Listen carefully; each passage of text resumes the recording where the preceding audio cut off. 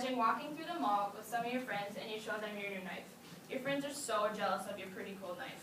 So you're just holding it in your hand for a while, and the next thing you know, the security team from the mall walks up to you, puts you in handcuffs, and takes you away.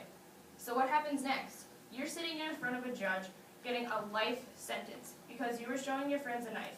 You've been proven guilty because the officer thinks you were making threats to your friends. So that's it? No house arrest, juvenile detention centers, or counseling? I'll tell you that this story is true because this happened to one of my friends. Don't you feel you should get the choice of rehab centers or at least counseling? In this day and age, juveniles are getting sentenced to life for the smallest crimes. They should be getting a punishment, not a life sentence. Do some people realize what they're doing to these kids' lives? For example, if a 14-year-old girl shot his mother repeatedly, she should be getting a lengthy sentence and counseling to help her. But if a 14-year-old girl told another girl she was fat to her face, she shouldn't be getting a life sentence. She should maybe be getting detention in school. Juvenile sentencing has got out of control, and we need to fix it. Today, I'm going to talk about why we need to take action in juvenile sentencing and how we can fix it. Juveniles are being punished for such little crimes. As you know, until you are 18, you are more protected from the high and harsh crimes. In 2005, the Supreme Court made it illegal to give juveniles life sentences no matter the crime. But then, in May 2010, the Supreme Court ruled that if they were to get a life sentence, they could not be given the sentence without parole or being found guilty of homicide. According to Josh Rover, State Advocacy Associate for the Sentencing Program, wrote in a blog about the remarkable drop in juvenile arrest rates in the mid-1990s has done little to mitigate the gap between how frequently black and white children encounter the juvenile system.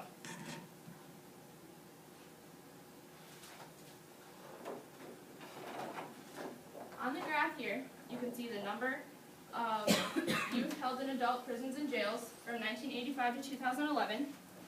The orange is showing the prisons and the green is showing the jails. From 1985 to 2011, the rate has been increasing, decreasing, and then increasing again.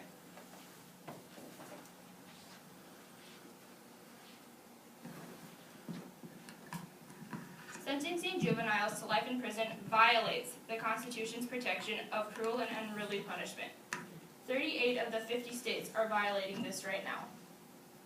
Right now, approximately 2,570 kids are sentenced to juvenile life without parole in the United States. The United States is allowing children to be treated as adults. So this is how our society is going to handle these situations. Kids aging from as young as 10 can be tried as adults. Should this even be legal? Let's talk about some of the facts and see what we can do to solve some problems. Today, many young children are neglected, abused, and are in poverty. With them getting lengthy or life sentences with no counseling or interventions, they are struggling, suffering, and falling into complete depression. We are not giving them the choice of counseling or rehab. Without these choices, some of these kids have gone crazy. They cannot manage the emotional and physical stress they have on them. According to Mary Gibson in her book, The Counseling, she has said that the only thing she wishes for children in detention centers is that they get counseling. Many states have ignored this crisis, and they do not care about the problems kids have. In my opinion, I feel we need to give those choices of interventions and help the kids that need help. Since 2010, there has only been 37% of children who have received counseling. 37%, that's it? 99% of kids are getting community service.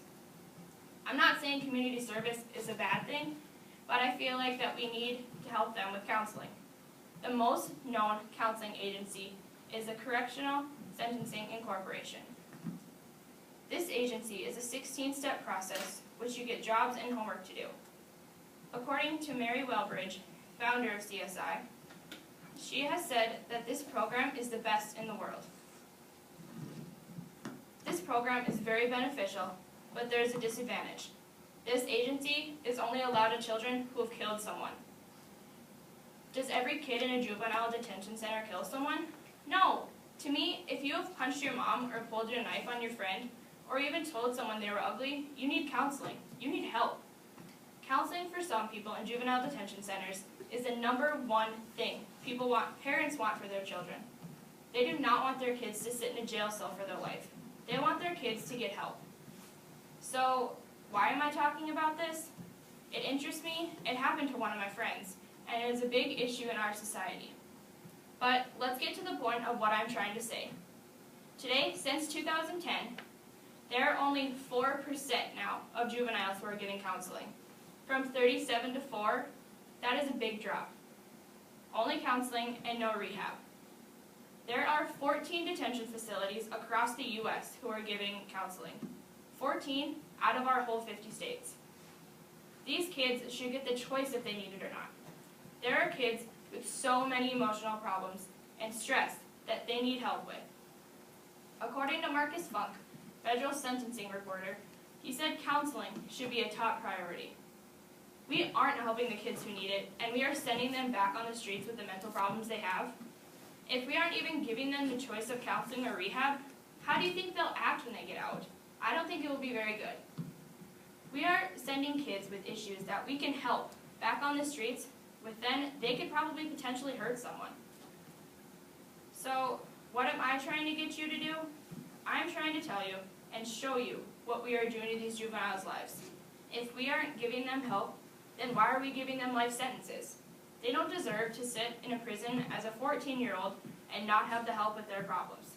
As us being America, shouldn't we have the right to help people out in need? You can give them sentences to live in a prison for their life, but you can't give them someone to talk to? It doesn't seem right. Right now, in Washington, D.C., they are trying to pass a bill to not give juveniles any counseling. There's only 4% of juveniles getting counseling. But now they're trying to take that 4% away. According to William Chambliss in Juvenile Justice Crime, he says that this is the most outrageous bill they could be passing. They want the juveniles to sit in a jail for what they did wrong. Yes, it is the right thing to do to teach them what is right and wrong, but taking away the only way they can express their feelings? According to Ruth Elson, she thinks giving counseling to children is the only thing that will make them feel human again. She thinks that this is the way that they can rebuild their life. This is ridiculous. Put yourself in someone else's shoes. If you have some mental problems, wouldn't you want to tell someone about how you are feeling, what you want to do, and how you want to rebuild your life, rather than sit in an enclosed box all day? I think you would. As citizens of America, we need to take responsibility. We are not giving kids the choice of rehab or counseling, and that is what some of the juveniles need the most. We need to stand up for what is right and give these kids a choice. They need to get help in detention centers, and rather than getting yelled at all day, every day. That 4% of juveniles who are getting help, they got chosen. They were just in that facility that gets the counseling. The other kids, they don't get it at all. So what I'm saying is we need to give these kids a choice of rehab or counseling. It will benefit them and even the community. So today, I have talked about why I think juvenile sentencing has got out of control and how I think these kids need counseling. If you were a parent with a child in a detention center, how would you react?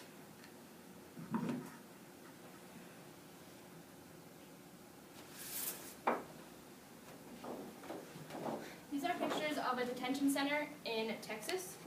This is your bathroom, your hall cell, your cafeteria, and your schoolroom. Thank you.